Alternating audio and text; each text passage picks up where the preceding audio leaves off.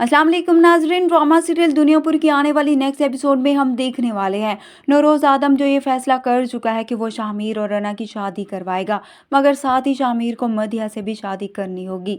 नौरोज़ आदम अच्छी तरह जान चुका है कि अना और नवाब मिलकर ही ज़रूर कोई खेल खेल रहे हैं, इसलिए तो वो यही कोशिश कर रहा है कि शामिर भी उनकी हकीकत को जान जाए। उधर शामिर जो जाकर साफ अपनी माँ को बताएगा कि वो मदिया से कभी भी शादी नहीं करेगा, मगर यहाँ पर शामिर की माँ उसे समझाएगी कि तुम्हारे बाप ने ये फैसला किया है तो हमें उसे मानना भी होगा, क्योंकि अगर तुमने मदिया से शादी का इनकार किया तो वो अना से भी तुम्हारी शादी नहीं कराएंगे। उधर शामिर की दादी को यही लगता होता है कि शामिर की माँ ही शामिर की शादी अना से करवाना चाहती है, इसलिए वो भी आकर शामिर की माँ से कहती है कि तुम तो बहुत खुश होगी कि नवाब की बेटी को अपनी बहू बनाने जा रही हो। उसे लगता है कि तुम्हें अपने घर की बेटी को अहमियत देनी चाहिए थी, ना कि नवाब की बेटी को। इस पर नौरोज़ आदम की बीवी उन्हें जवाब देती है कि ये फैसला मेरा नहीं बल्कि आपके बेटे का है, इसलिए आप मुझ पर इस बात का इल्ज़ाम मत लगाएं। वहाँ पर दूसरी तरफ नौरोज़ आदम जिसकी तबीयत अचानक से ख़राब हो जाएगी और अब हॉस्पिटल से वापस आने के बाद नौरोज़ आदम अपने बेटे शामिर को अपने पास बुलाएगा।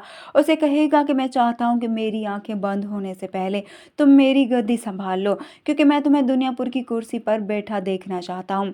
मैं चाहता हूँ जो लोग मेरे सामने गर्दन झुकाए खड़े होते हैं अब वो तुम्हारे सामने गर्दन झुकाए।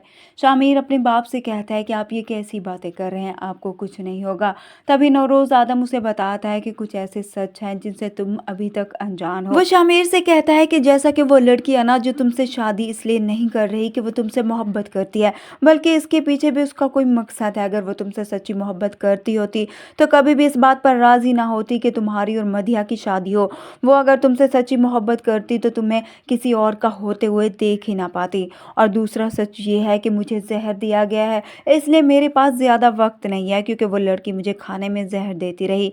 वो शामिर से कहेगा कि अब फैसला तुम्हारे हाथ में है, तुम्हें क्या करना है। तुमने अपने बाप की बात पर यकीन करना है या फिर उस लड़की पर जो यहाँ पर आकर सबको मारना चाहती है। दूसरी तरफ नवाब जो आदमों पर हमला करने की प्लानिंग करेगा तो अना जाकर अपने बाप से कहेगी कि आप आदमों पर कोई हमला नहीं करेंगे। तभी नवाब अपनी बेटी से कहेगा कि अभी तुम आदमों की बहू बनी नहीं हो और अभी से ही उनकी तरफदारी शुरू कर दी।